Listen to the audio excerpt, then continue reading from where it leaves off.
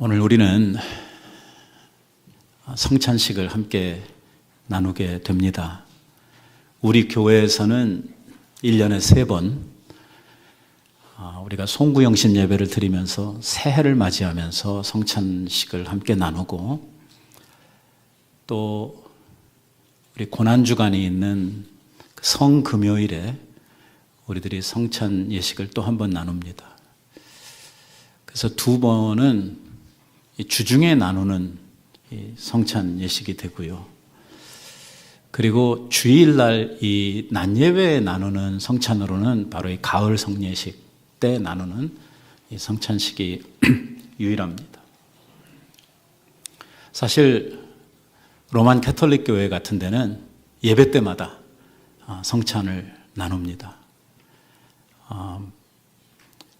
저마다 의미를 가지고 있습니다만, 우리 개신교 예배에서 성찬식이 차지하는 이 시간이 상당히 길기 때문에 우리가 매주일 성찬을 하질 못해서 1년의 시간을 정해놓고 이 절기별로 우리들이 성찬을 행하고 있습니다.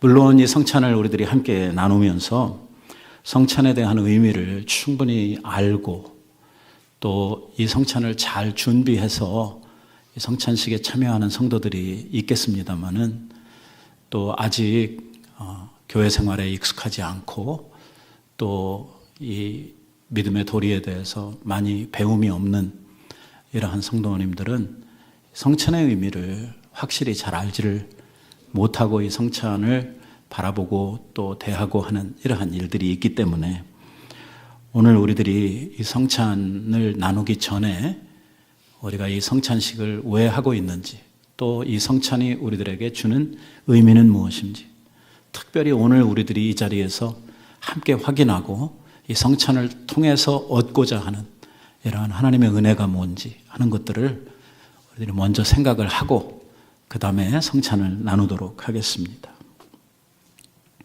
이 성찬식은 예수님께서 친히 제정하신 예식입니다. 조금 전에 제가 기도할 때 이야기를 했던 것처럼 예수님이 십자가에 죽으시기 바로 전날 밤에 이 제자들과 함께 유월절 잔치를 잡수시던 그 자리에서 이 제정하신 예식이 바로 이 성찬식입니다. 그리고 이 성찬식을 제자들에게 제정하셔서 함께 나누시면서 이 예식을 당신이 이 다음에 다시 오시는 그날까지 계속해서 이 일을 하라고 명하셨고, 또 이것을 통해서 예수님의 십자가의 죽으심을 우리들이 기억하라고 우리에게 가르쳐 주셨던 것입니다. 그래서 교회는 이 주님께서 주신 이 명령을 따라서 지금까지 이 성찬식을 통해 예수님의 죽으심을 우리들이 생각하고 기억하고 또 그것을 기념하려고 하는 것입니다. 이 성찬에 대한 이 성경 구절이 성경에 몇 군데 우리들에게 소개되고 있습니다. 오늘 우리는 누가복음에서 예수님이 그 성찬식을 제정하시던 그 자리에서 하셨던 말씀을 그대로 읽었습니다마는, 사도 바울이 훗날에 이 성찬에 대해서 정리해서 이야기를 하면서 성찬식을 이렇게 설명을 했습니다. 예수께서 잡히시던 그 밤에 떡을 가지사 축사하시고 떼어 가라사대, 이것은 너희를 위하는 내 몸이니 이것을 행하여 나를 기념하라 하시고. 자, 그러니까 예수님께서 떡을 떼어서 제자들에게 주시면서 이 떡의 의미를 뭐라고 말씀하셨냐면, 이것은 너희를 위하는 내 몸이다, 이렇게 말씀을 하셨습니다. 그러고 식후에 이와 같이 또한 잔을 가지시고 가라사대, 이 잔은 내 피로 세우는 새 언약이니 이것을 행하여 마실 때마다 나를 기념하라. 양쪽에서 기념하라고 하는 말은 2번 다 함으로써 오늘 이 성찬의 가장 큰 의미는 예수님의 십자가의 은혜와 사랑을 우리들이 기념하는 거기에 있다고 하는 것을 강조했던 것을 보게 됩니다. 오늘 우리는 이 성찬을 통해서 많은 것을 깨닫게 되고 또한 확인을 하게 됩니다. 이 성찬은 아무나 나누는 것이 아니라 예수 그리스도의 피로 말미암아 구속함을 받고 예수 그리스도를 내 구주로 인정하는 사람들이 그 베푸신 예수 그리스도의 크신 은혜를 우리들이 다시 한번 생각하면서 그 베풀어 주신 사랑에 감사하기 위해서 행하는 것이 이 성찬의 큰 의미입니다. 오늘 이 성찬식을 거행하면서 내 모든 죄가 바로 예수 그리스도의 그 십자가에 죽으셔서 피 흘려주신 그 피로 말미암아 우리들이 모든 죄 사함을 받았고 죄에서 깨끗하게 됨으로 말미암아 하나님 앞에 이 자녀가 되는 권세를 얻었다고 하는 이 구원에 대한 확신을 우리들이 새롭게 갖는 것도 오늘 이 성찬을 우리들이 행하는 큰 이유 중에 하나입니다. 은혜로 받은 구원, 그리고 그 은혜 속에 약속되어져 있는 하나님의 언약의 사랑, 이러한 것들을 우리들이 이 성찬을 대하면서 또 확인하게 되는 것입니다. 하나님께서는 이 성찬을 통해서 당신의 자녀들에게, 오늘 성도들에게 무한한 은혜를 주십니다. 우리 교회들이 상당히 많은데요. 이 교회들 중에 이제 교단별로 많은 교회들이 나눠지게 되죠. 그 중에서 복음주의 교회들이 가지고 있는 가장 이 보편적인 이러한 생각은 뭐냐면, 하나님이 우리들에게 은혜를 주실 때에 은혜를 주시는 방법들이 있다. 오늘 우리들은 이 은혜라고 하는 말을 너무 남용하지 않나 하는 이러한 생각을 제가 가끔씩 합니다.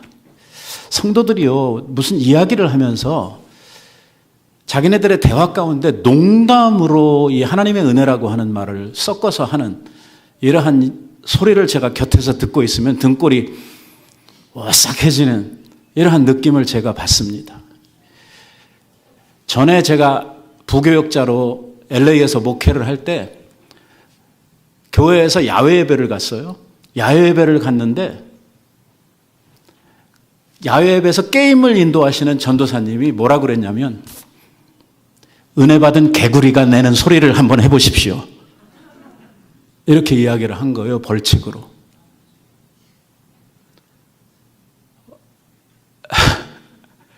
그날 그 전도사님, 담임 목사님한테 끌려가가지고 착실하게 온. 은혜 받은 개구리가 뭐예요? 도대체 하나님의 은혜를 뭘로 알고 거기다 갖다 대냐? 오늘 우리들이 보통 대화를 하면서도 이 하나님의 은혜를 은혜답게 여기고 사용하는 것이 아니라 말도 안 되는 것을 놓고 하나님의 은혜를 빗대서 이야기하는 이러한 분들이 있는데, 우리가 보편적으로 복음주의 교회에서는 하나님께서 우리들에게 은혜를 주시는 방편이 있는데 그것을 크게 세 가지로 나누는 거예요. 하나님이 우리에게 어떻게 은혜를 주시느냐? 하나님의 말씀을 통해서 은혜를 주시고, 기도를 통해서 우리에게 은혜를 주시고, 또 하나는 성찬을 통해서 은혜를 주신다는 거예요. 그렇게 생각을 하고 나면 이 성찬은 우리가 은혜를 나눌 수 있는 이 공적인 루트로서 매우 중요한 이러한 의미를 갖는 것이죠. 바울이 이 성찬에 대해서 이야기를 하면서 뭐라고 이야기를 했냐면, 이 성찬을 바로 받을 때에 하나님의 은혜가 우리들에게 임하고 아버지의 사랑이 우리들 속에 새롭게 되는 이러한 정말 놀라운 축복이 있지만, 그러나 이 성찬을 잘못 사용하게 될 때에, 이 성찬을 오용하게 될 때에 우리들에게 찾아오는 많은 저주와 많은 형벌이 또 따라온다고 이야기를 하고 있는 것이죠. 오죽하면 사도 바울이 했던 그 말 가운데, 너희들 중에 이 성찬을 잘못 행함으로 말미암아 자는 자가 적지 않고, 이렇게 죽은 사람들이 적지 않다라고 이야기를 하고 있는.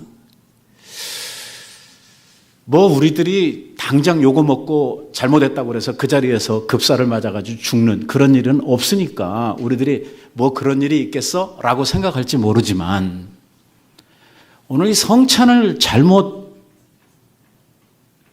이해하고 잘못 사용함으로 말미암아 병들어 죽거나 이 성찬의 오용으로 말미암아 생겨나는 수많은 부작용들을 생각을 한다고 하면, 우리들이 이 성찬을 함께 나누면서 이게 바로 행함으로 우리들이 은혜에 이르고 바로 행함으로 말미암아 축복의 자리에 가야지, 이 성찬을 하고 나서 이 성찬 때문에 우리들이 벌받고 성찬 때문에 병들고 성찬 때문에 저주받는 이러한 일이 생겨서는 안 되겠다고 하는 것이죠. 그러니까 성찬에 대한 바른 이해, 이 성찬에 대한 바른 인식을 갖는 일은 우리들에게 있어서 참 중요한 일이라는 것입니다. 성찬에 대해서 이야기를 했던 고린도전서 11장에 보면 사도 바울이 이렇게 이야기를 합니다. 그러므로 너희 중에 이 성찬 때문에 약한 자와 병든 자가 많고, 작은 게 아니고 많고, 그냥 지나갈 일은 아니라는 거예요. 하나님이 이 문제를 상당히 심각하게 대하신다는 것입니다. 이것을 어떻게 대하느냐에 따라서 하나님께서 성도들에게 복도 주시고 때로는 벌도 주신다. 지금 그렇게 이야기를 하고 있는 거예요. 병든 자들과 약한 자들 중에 이 성찬의 오용 때문에 그러한 일을 당하는 사람이 당시에 고린도 교회에 많았다고 바울이 증언을 하고 있는 것입니다. 거기에서 끝이 아니고 잠자는 자도 적지 아니하니 죽은 자도 많다는 것입니다. 그러고 나면 이 문제가 그렇게 가볍게 지나갈, 그냥 1년에 뭐 2번씩 3번씩 하는 이러한 행사로서 그냥 지나가야 될 이러할 문제만은 아니라고 하는 것을 우리가 알게 됐죠. 옛날 사도 바울 시대에 초대교회가 나누던 성찬은 요즘 우리들이 나누는 성찬하고는 상당히 내용이 달랐습니다. 우리는 정말 약식으로 너무 간략하게 간소하게 이 성찬의 의미만 생각하면서 이렇게 지나가고 있지만 초대교회 성도들이 나누었던 성찬은 그야말로 저녁 식사 만찬이었습니다. 만찬. 이 고린도 교회 교인들 중에 이 성찬에 대해서 잘못된 생각을 가지고 이 성찬을 행했던 자들 가운데 어떤 사람이 있었느냐면 사람들이 다 와서 공식적으로 이 성찬을 시작하기 전에 먼저 온 사람들끼리 미리 먼저 먹어치우는 이러한 일도 있었고, 또 가난한 사람은 가난한 사람들대로, 좀 있는 사람은 있는 사람들대로 차별을 두어가지고, 왜냐하면 그 먹는 이 저녁 식사의 내용물이 달랐으니까 있는 사람들은 있는 사람들끼리 부자들끼리 모여서 좋은 거 먹고, 가난한 사람들은 가난한 사람들끼리 차별을 받아가지고 따로 좀 저녁을 좋지 못한 이러한 것들로 때우고 하는 이러한 일들이 생겨나게 된 것이죠. 서로 나누어 먹는 것이 아니라 내 거라고 그래가지고 좋은 음식 가져와가지고 자기들만 배가 터지도록 먹고, 가난한 사람들은 차별을 해서 배골게 만드는 이러한 일을 교회에서 성찬 때 했다는 것이죠. 우리는 그렇게 할 수 없어서 정말 다행입니다. 우리는 똑같은 것을 먹고 똑같은 것을 마시니까 말입니다. 오늘 사도 바울이 이렇게 이야기를 합니다. 이는 먹을 때에 각각 자기 만찬을 먼저 갖다가 먹음으로 어떤 사람은 시장하고 다 먹어 치워버렸어요. 어떤 사람은 취함이라, 옛날에 그 나누던 잔은 실제 포도주였거든요. 너무 많이 마셔가지고 취하는 이러한 일들이 생겨나게 되었다는, 이에 대해서 사도 바울이 뭐라고 이야기를 하냐면, 너희가 먹고 마실 집이 없더냐? 너희가 하나님의 교회를 업신여기고 가난한 사람들, 빈궁한 자들을 부끄럽게 하느냐? 내가 너희에게 무슨 말을 해야 돼? 너희를 칭찬하랴? 이것으로는 너희들을 칭찬하지 않겠다고 이야기를 하고요. 이런 결과로 말미암아 교인들 가운데에는 죽는 사람도 생겨나고 병든 자들도 생겨나고 삶이 약해지는 이러한 일들이 벌어지는 이러한 상황이 고린도 교회에 있었다고 이야기를 하는, 그런 의미에서 사도 바울이 성찬의 바른 의미를 알고 대하라고 그래서 오늘 고린도전서 11장에서 이 성찬에 대한 내용을 쭉 가르치시고 있는 것입니다. 오늘 우리들도 이 성찬에 대해서 바른 의미, 바른 깨달음을 가지고 이 성찬에 참여하는 일이 매우 중요하다고 생각을 합니다. 이 성찬은요, 유월절 잡수시던 자리에서 예수님께서 직접 제정하신 이러한 예식이라고 조금 전에 말씀을 드렸습니다. 이 유월절 잔치와 성찬식은 매우 밀접한 이러한 관계가 있습니다. 이 유월절이 무엇입니까? 유월절은 이스라엘 백성들이 출애굽을 할 때에 이 종되었던 자리에서 마지막으로 그들이 바로와 애굽의 손에서 노임을 받게 된 큰 사건이 하나 있었는데, 바로 그 사건이 장자 죽음의 재앙, 그러니까 10가지 재앙 중에 맨 마지막 재앙이었던 장자 죽음의 재앙이 있었습니다. 하나님께서 죽음의 사자를 이 애굽 땅에 보내시고 그 죽음의 사자가 온 애굽 땅을 지나다닐 때에 하나님께서 이스라엘 백성들을 살리시기 위해서 유월절을 제정하시고 양을 잡아서 그 피를 취해 그 피를 이스라엘에게 속한 모든 집에 지방과 문설주에 피를 바르라고 말씀을 해주시고, 저 피가 발려져 있는 이러한 집에는 죽음의 사자가 그냥 넘어갔다, 지나갔다 해서 패스오버라고 하는 이러한 절기가 생겨나게 된 거예요. 유월절이죠. 다시 말하면 죽음의 사자가 온 땅을 지나가고 있을 때에 그 죽음의 사자의 죽음의 재앙으로부터 구원을 받은 사건이 뭐냐면 바로 이 유월절 사건입니다. 바로 어린 양의 피가 발려져 있는 집들마다 이 죽음의 사자와 상관없이 생명을 누리고 하나님 앞에 구원의 은혜를 누렸던 이러한 역사가 이 유월절에 있었고, 바로 그 절기, 그 구원으로 말미암아 이스라엘 백성들은 바로의 손에서 완전히 노임을 받아가지고 출애굽을 하게 되는 이러한 역사가 이루어지게 된 것이죠. 그런데 예수님께서 유월절 잡수시던 그 자리에서 오늘 이 예식을 행하시면서 유월절의 의미와 당신의 죽으심의 의미를 이렇게 하나로 묶으신 것입니다. 예수님께서 십자가에 죽으실 때에 유월절 어린 양으로 죽으셨다라고 말씀을 하셔서 당신의 죽으심의 의미가 바로 속죄를 위한, 이 죽음을 이기기 위한, 생명을 주기 위한 이러한 죽으심이라고 하는 것을 예표하셨고, 예수 그리스도의 피가 우리의 마음의 문에, 마음의 인방에 발리워질 때에 예수 그리스도의 피가 우리의 마음에 있는 자들마다 죽음이 우리들 위에 왕노릇하지 못하는, 오늘 생명으로 하나님 앞에 놀라운 은총을 누리는 이러한 역사, 우리의 구원의 은혜를 오늘 이 유월절 사건과 연계해서 가르치셨던 것입니다. 그래서 오늘 우리들이 성찬을 대할 때 가장 중요한 것은 뭐냐면, 오늘 예수 그리스도께서 우리를 위하여 유월절 어린 양으로서 죽으시고 흘려주신 그 피로 말미암아 우리들이 구원을 누리고 죄의 모든 속박과 재앙에서 노임을 받아서 생명의 은혜를 누리고 있다고 하는 이 사실을 확인하고 이 사실을 믿고 하나님 앞에 이 성찬을 대하는 일이 가장 중요하다는 것입니다. 우리가 여러분들이 아마 성경을 읽으면서 좀 관심 있게 성경을 읽으신 분들은 이 성경에서 계속 반복되고 있는 하나의 성경이 아니라 여러 다른 저자들이 지어놓은 성경에서 자주 우리들에게 반복되고 있는 이러한 구절이 있는데요.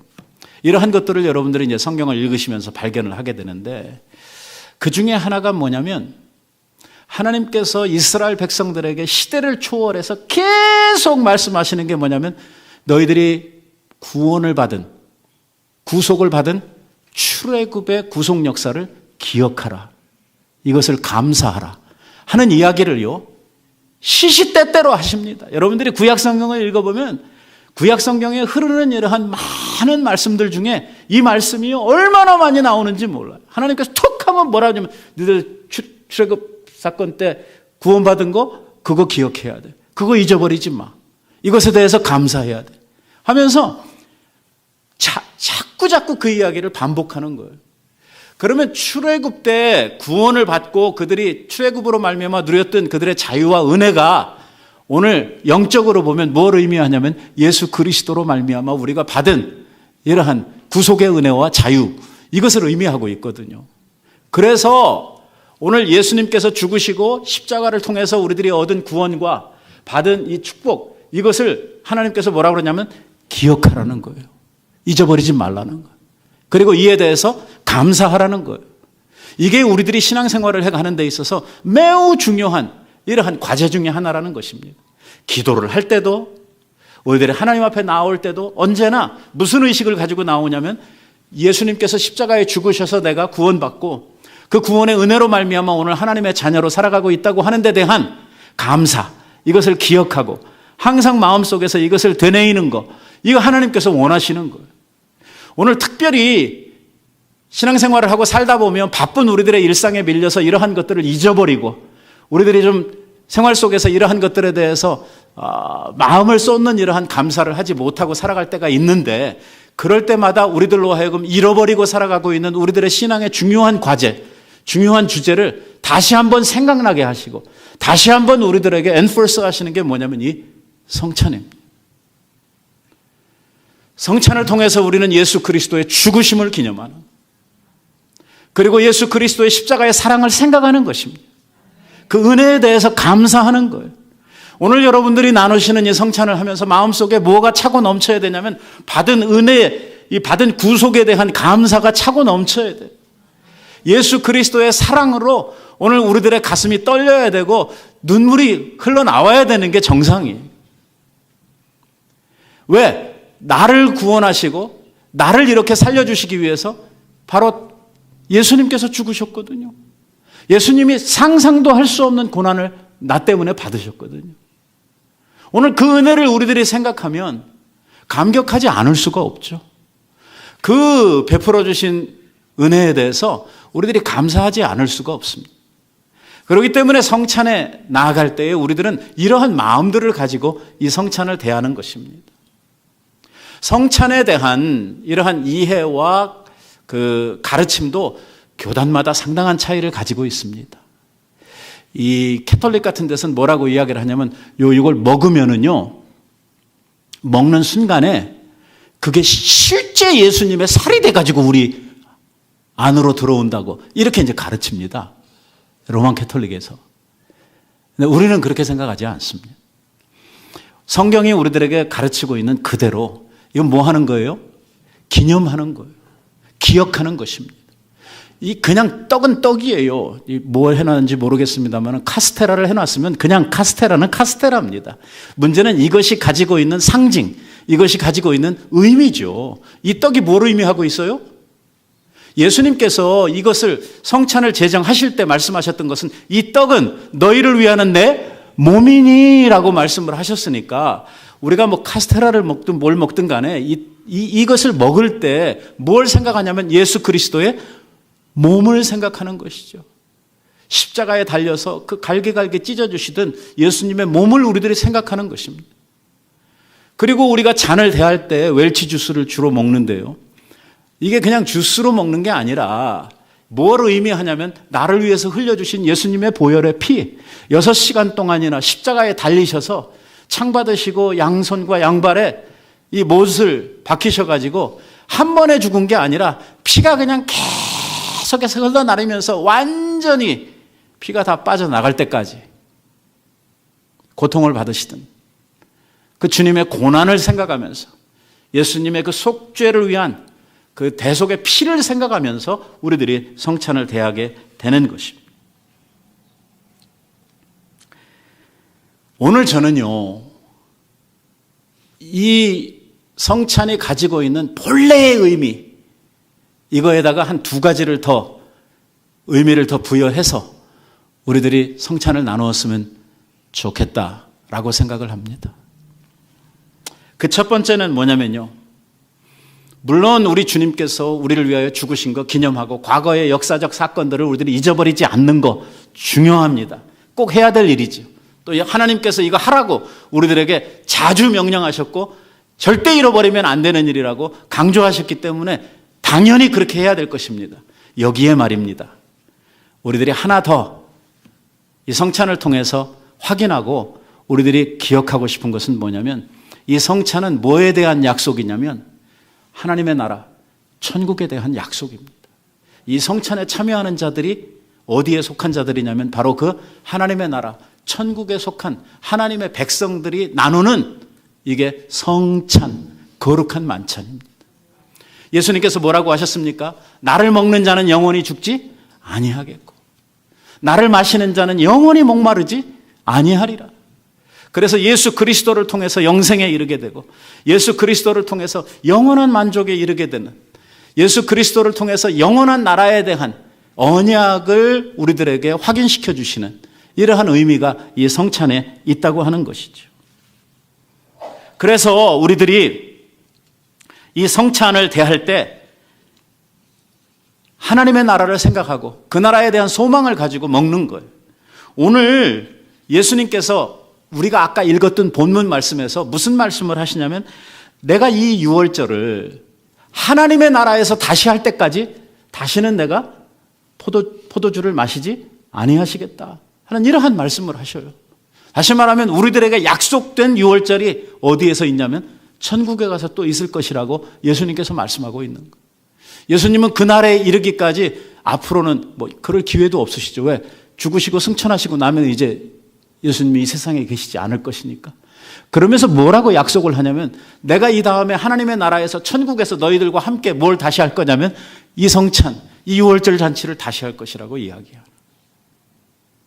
이 성찬을 대하면서 우리는 장차 천국에서 그리스도와 함께 나눌 그 만찬을 생각을 하는 거예요. 천국에 대한 소망을 가지고 우리들이 이 만찬을 대하는 것입니다. 그래서 오늘 우리들이 떡을 먹고 이 잔을 마시고 할 때에 뭘 생각하는 거냐면 바로 예수 그리스도의 사랑과 그 희생으로 말미암아 내가 바로 천국 백성이 되었고 오늘 우리들에게는 천국이 약속되어져 있다고 하는 이 소망을 가지고 우리들이 성찬을 나누자고 하는 것입니다. 또 하나 우리들이 이 성찬을 통해서 확인하고 싶은 것은 오늘 이 자리에 모여있는 우리 모두가 하나님 안에 한 가족이라고 하는 사실을 확인하고 오늘 우리가 한 형제예요. 한 자매예요. 오늘 우리가 그리스도 안에서 한 가족이라고 하는 사실을 우리들이 확인하고 먹었으면 좋겠어요. 원래 유월절은요. 유월절을 제정하셨던 하나님의 말씀, 출애굽기에 있는 말씀들을 살펴보면 이 유월절은요, 가족 행사였습니다. 가족들끼리 하는 행사였어요. 가족의 숫자가 너무 작으면 이웃 사람을 초청해가지고 이렇게 같이, 그래도 이거는요, 이렇게 많은 사람들이 모여서 하는 이런 큰 공적 행사가 아니라 가족 단위로, 가족이 너무 작으면 다른 가족 하나를 더 얹혀가지고 이렇게 나누는 이 가족 행사였습니다. 그러니까 지금도 유월절을 유대인들이 하고 있잖아요. 지금도. 이 유월절들이 이걸 하게 되면은요, 가족들끼리 다 와서 같이 만나가지고 가족 행사로서의 유월절을 지킵니다. 그런데 예수님께서 잡히시기 전날 밤에 나누시던 유월절 잔치는 좀 성격이 달랐어요. 예수님도 가족이 있었습니까? 있었죠. 예수님에게도 어머니 있었고 아버지 있었고 또 형제들 다 있었잖아요. 형제들. 그런데 유월절은 원래대로 한다고 하면 그 가족들과 가서 함께 나누어야 되는 건데 예수님께서 마지막 유월절을 제자들과 함께 이 유월절을 함께 하신 것입니다. 그러면서 뭐라고 이야기를 하시냐면 때가 이름에 예수께서 사도들과 함께 앉으사 이르시되 내가 고난받기 전에, 그러니까 죽으시기 전에 너희와 함께 이 유월절 먹기를 원하고 원하였노라 이렇게 말씀을 하셔요. 그러니까 예수님께서 3년의 공생애를 사시는 동안에 그 마음속에 계속해서 큰 소원, 큰 그림을 가지고 있었는데 이 가족 행사로서의 유월절을 누구와 함께? 제자들과 함께 하고 싶었다고 그렇게 말씀을 하시면서 오늘 이 자리를 예수님께서 마련을 하신 것입니다. 사실 피지컬리 생각을 해보면 제자들은 예수님의 가족이 아닙니다. 그런데 왜 예수님은 그날 유월절 잔치를 제자들과 함께 하시려고 했을까 하는 것입니다. 예수님은 오늘 이 말씀을 통해서 오랫동안 이것을 생각하고 기다려오신 것으로 이렇게 이야기를 하고 계십니다. 다시 말하면 예수님께서는요, 자기의 친가족들도 있지만 예수님은 제자들과 함께하는 그 유월절, 그리고 제자들을 뭘로 생각하고 계시냐면 당신의 가족으로 생각을 하고 있는 것입니다. 전에 한번 예수님의 가족들이 예수님을 찾아왔던 적이 있죠. 찾아와서 빌립이 예수님에게 와가지고 예수님, 어머니와 형제들이 찾아왔습니다 라고 이야기를 하니까 누가 내 어머니고 누가 내 형제냐고 이렇게 말씀을 하면서 아버지의 뜻대로 하는 자가 내 모친이고 내 형제라고 이렇게 말씀을 하신 적이 있습니다.